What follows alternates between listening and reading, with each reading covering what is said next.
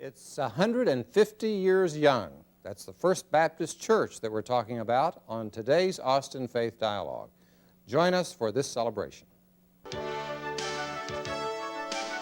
Austin Faith Dialogue, at the crossroads of religion and life.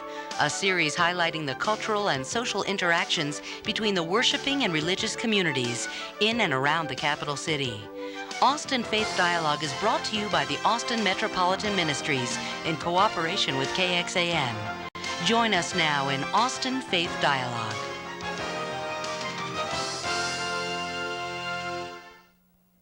Welcome to Austin Faith Dialogue. I'm Richard Thompson of Austin Metropolitan Ministries. And today we are joining in the celebration with the First Baptist Church on its 150th anniversary.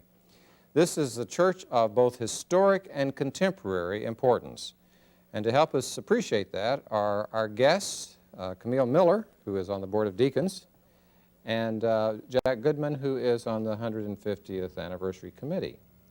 And we're pleased to have both of you here.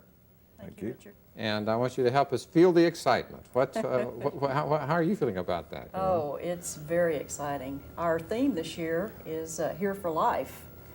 And we have just a series of events that are going on. And of course, the big one tonight at 6:30, all of our choirs will be participating in a celebration of life and a celebration of our 150th birthday. Mm-hmm. That's on Mother's Day, as it happens. Yes, it is, on Mother's Day. And then I guess on the 18th, you have another event. The 18th is our what we call our finale. We will have a dessert birthday party at the Marriott, and we will have Kirk Whalen, who has been in our church a number of times, a jazz saxophone performer who has been on 6th Street a number of times, and he's going to be performing along with some of our other choirs in the church. Is he going to be playing Baptist hymns? Oh yes, oh yes. But jazzing them up. You betcha. Yeah, yeah. And I know there are other things that you've done, and we'll come back to that. But Jack, I'm particularly interested to have you tell us a little bit about what's been going on since what it would be 1847. That's correct. The church was founded 11 years after the Republic of Texas was created, and then 2 years after the state of Texas joined the Union. So historically, we had a lot of politicians and other distinguished people in the congregation due to the fact that the state capitol was here. Our site was located across from the governor's mansion. It's at the corner of 10th and Colorado.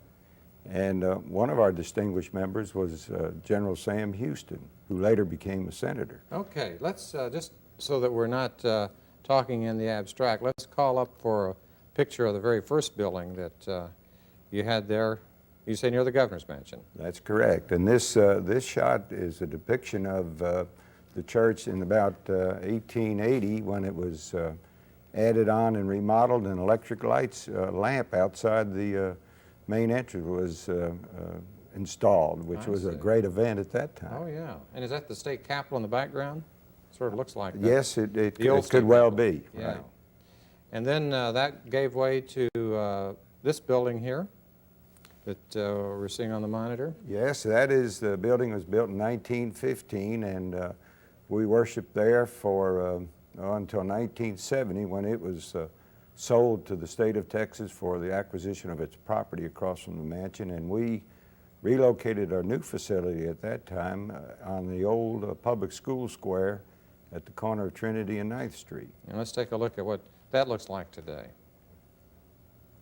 That's your where you are at 9th and Trinity, you see. Yeah, this is our location where we are now. We've been there for a good number of years, and incidentally, I'm one of the members of the design team that designed that building back in 1970. Okay, well, we're going to talk about that design in just a minute, but let's take a look, one more shot that we have here of, what is that bell? Well, that is an old bell that a married couple that got married in our church gave to the church in about 1858.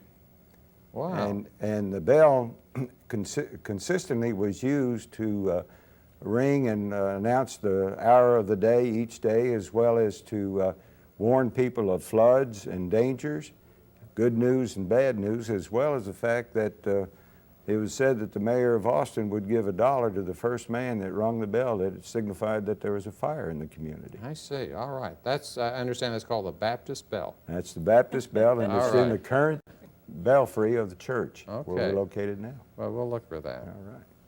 Now, Camille, as you've heard Jack talking about this, when did you join the church? In, gosh, 1976. Okay, so a little over 20 years now. Right.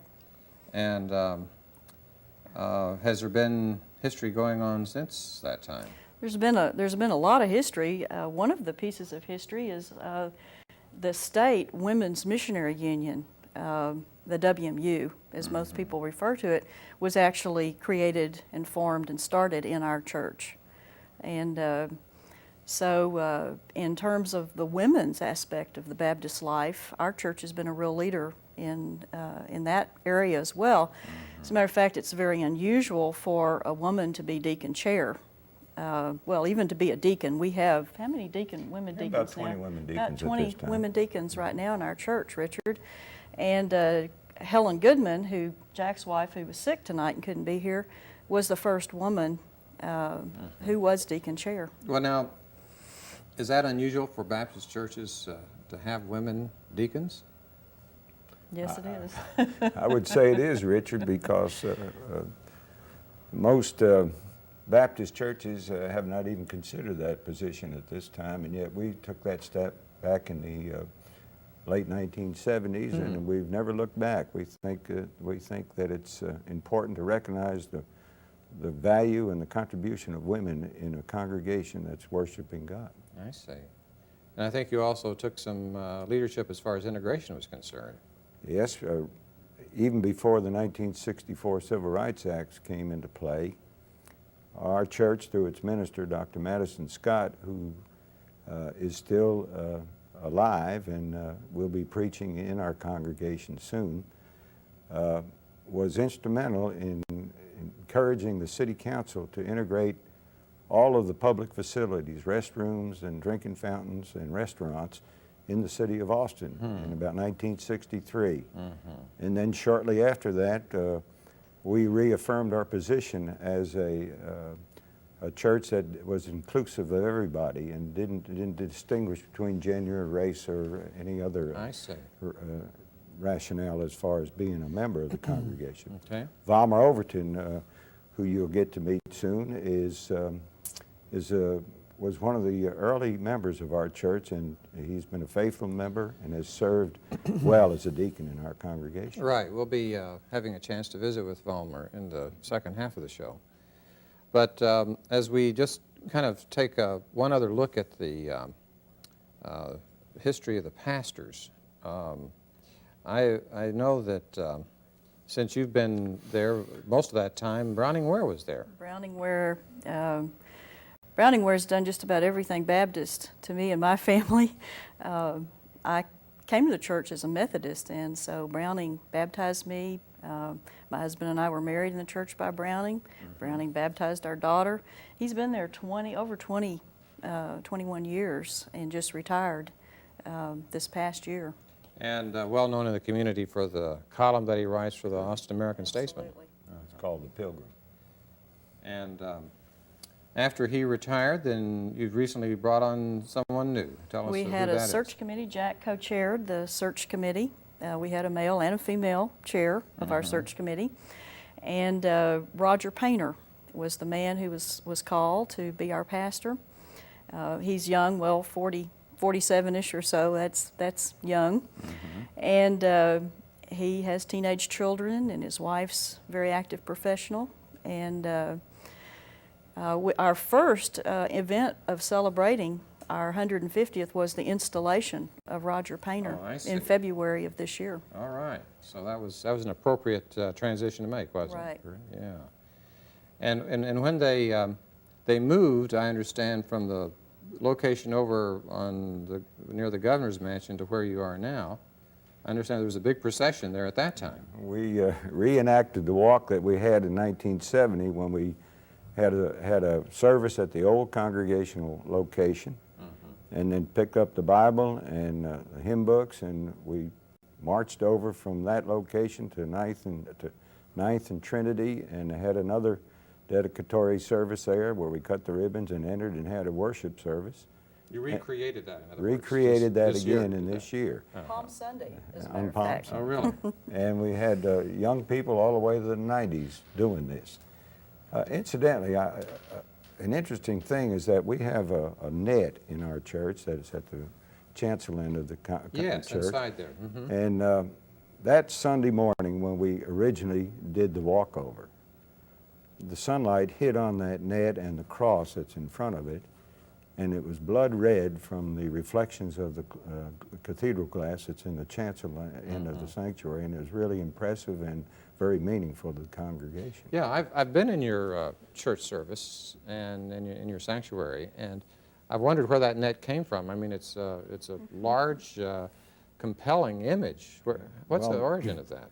The origin of that is that it was a real fisherman's net that was bought in Salem, Oregon, and the architects that were involved in the design of that portion of the sanctuary draped that net in the configuration it's in now, and it's been that way ever since. And it's a real fisherman's net, and it has a lot of meaning to Christians Sure. as being fishers of men. Right. Right, symbolism. And you said you were on the design team, and this is a modern design you got down there. Well, we call it contemporary design in that that it fits all ages, but it has some value in style and architecture from some of the buildings in Jerusalem. We thought that was it was strange how the design came about. We were all eating at lunch one day, and one of our young architect that was designing the building sketched it out on a napkin. And I wished I had preserved that napkin, but I don't have it. But it was really interesting to see how it developed from a piece of paper. But he had in mind something that was in Jerusalem, did you say? Well, he used some of the elements that came from some of the older buildings and worship centers in Jerusalem. The concept was to make the entrance inviting so that everybody could come in. That's why it's cocked on the corner of Ninth and Trinity, and it brings homogeneity to the whole design of the building. It's a large plaza, and it kind of opens up to the outside. It's inviting people in and out. Yeah, we're going to, in just a moment, take a break. But before we do, I have to share with the general public what you told me about the Presbyterians. All right, go ahead, Richard, do it. Well, I mean, it was something about... You want me to say that? You say it, well, I said, if you're not a Baptist, you ought to be ashamed. If you're not ashamed, you ought to be a Presbyterian. I see. Okay. Well, I'm not ashamed to say that. I'm going to use that in a sermon sometime. All right, do that. But we're delighted to have you give us that bit of history, and look forward, Camille, to your continuing with us in the second half and welcoming Volmer at that time. So we're going to ask you folks just to stick around, and we'll be with you in just a few minutes. In fact, 1 minute, we'll be back.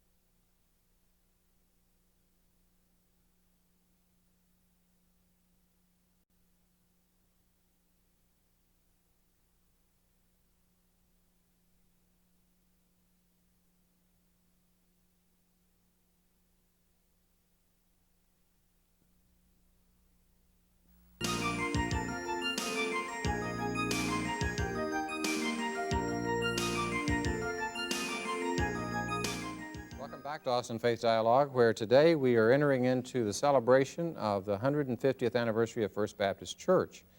And during our first half, we welcome Camille Miller, who is on the Board of Deacons. And this half, we're welcoming Volmer Overton, who is a member of the church and also an officer with the East Austin Community Federal Credit Union. Yes.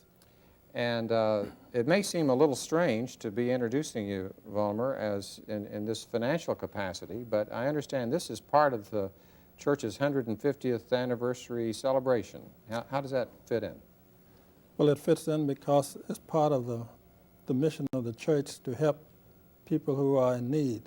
And the East Austin community is a low-income community, and the church has a philosophy of helping or moving its resources to those who are in need. And I think that by the church using its resources that are not in immediate need, it's a trust that they are trusting their gifts to the people in the community that are able to use them to better the community. Okay.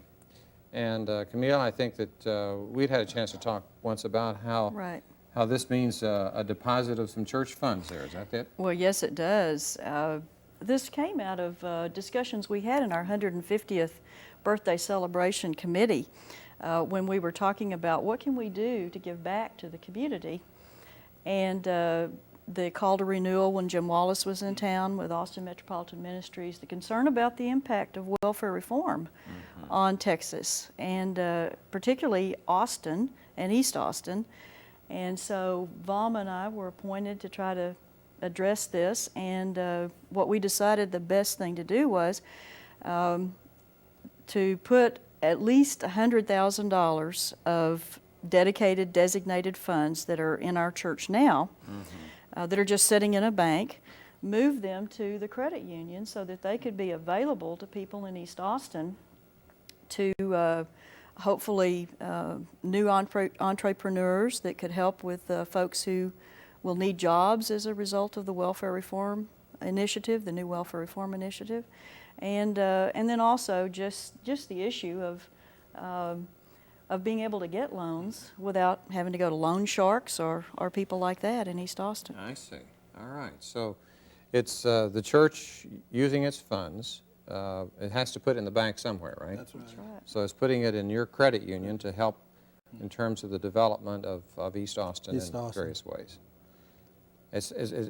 Pardon me for saying it, but it sounds to me like you're putting your money where your mouth is. That's correct. And this is the way we, on the board of directors of the credit union, believe that this church is actually putting its money where its mouth is. And your credit union, who are your customers there? Who's borrowing money from you? People in the community. Our fill of membership of people in zip codes 02, 21, 22, 23, and 24. I see. And that's really from I-35 back to Ed Bloomstein, and from the river to the north, 290. All right. That's a wide area. That's right. Yeah. Now, there are other initiatives that you're taking as part of this 150th. You mentioned just before the show, Wilma, about the bridge over I-35. Yes. Well, we feel that the mission of the church is circular, not spread, come to one place and stop and go west and north, so that it would spread proportionally around, and which would cover East Austin. So that means that to cover East Austin, we have to go across I-35 and to minister to the people in that community.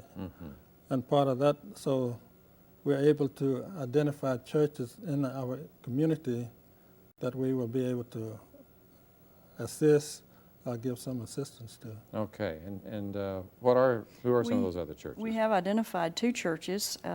One, Reverend White's United Missionary Baptist Church. They've been involved in our women's missionary program for some time because their church is so small, they didn't really have their own program, so they've been involved in our WMU. And they are one of the churches that we have that partnership kind of a relationship with. The other church is First Baptist Church Heflin, which Jack Goodman in the show earlier talked about, the church that we originally split off from our church with the slave members. We just celebrated with them a couple of weekends ago. That's right. 130th birthday celebration. Our pastor, Roger Painter, preached. We had a 3-hour, very moving service together, sharing choirs and sharing preachers and deacons, and it was great. But that church is also the church that we are looking at an opportunity to partner with, and they also have a new pastor. I see. And Valma's head of the mission committee that we'll be working with, partnering with them. What do churches that partner together, what kinds of things do they do, Valma? Well, one thing, meeting together is one good thing. If you start meeting together and talking together, we certainly will understand each other. That's one of the big trade-offs. And then to get to know them and know what their needs are and some of the things that are really needed to make that service better or to fulfill the mission in that community.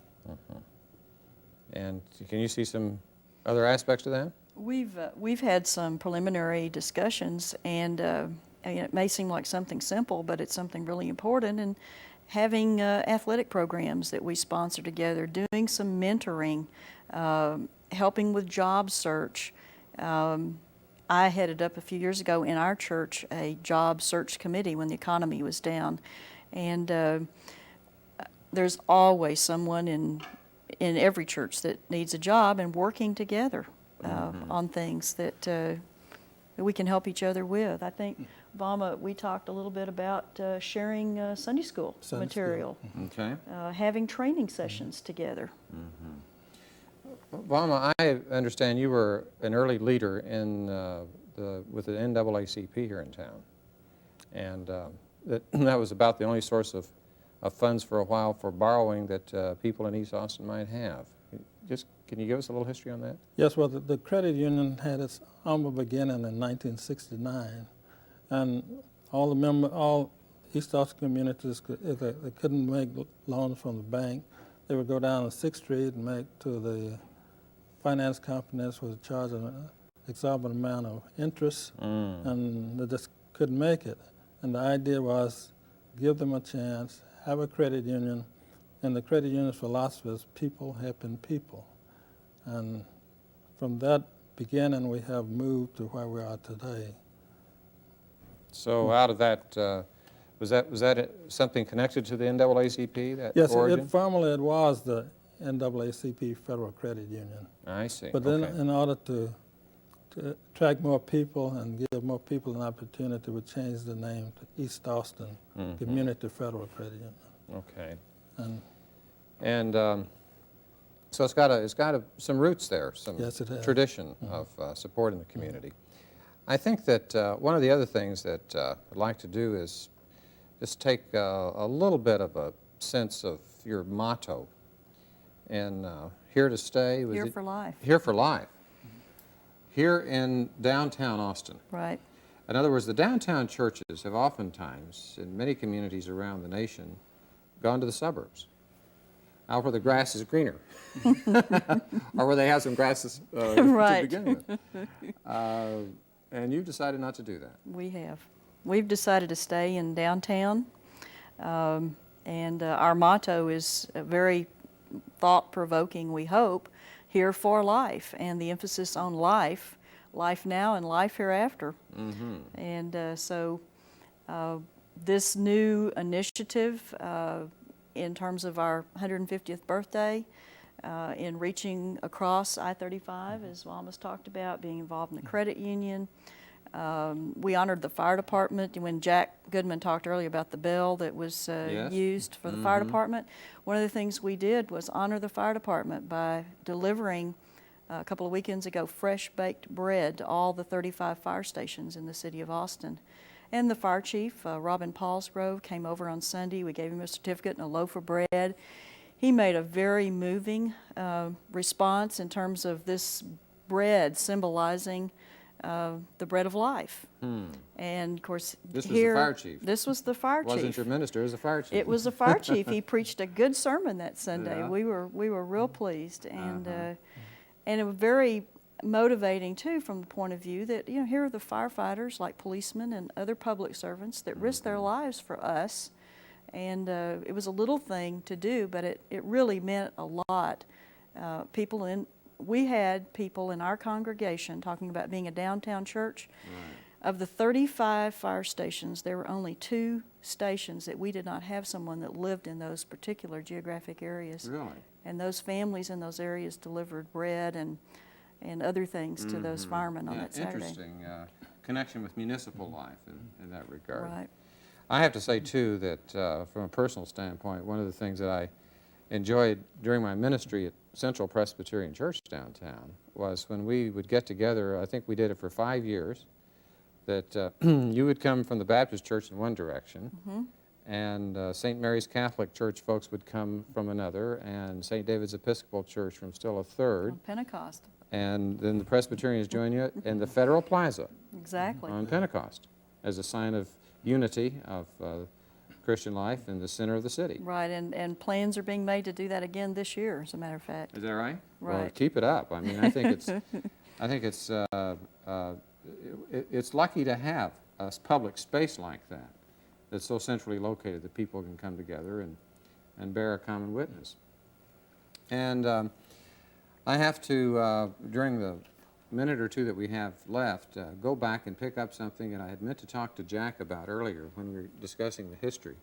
Before I came to Austin, I was at a conference in North Carolina, Lake Junaluska, and here was this fella, Carlisle Marney, who was known to pastors all over the country and written many books. And during the course of his presentation, he happened to mention that he had been the pastor at First Baptist Church Right. in Austin, Texas. This is true.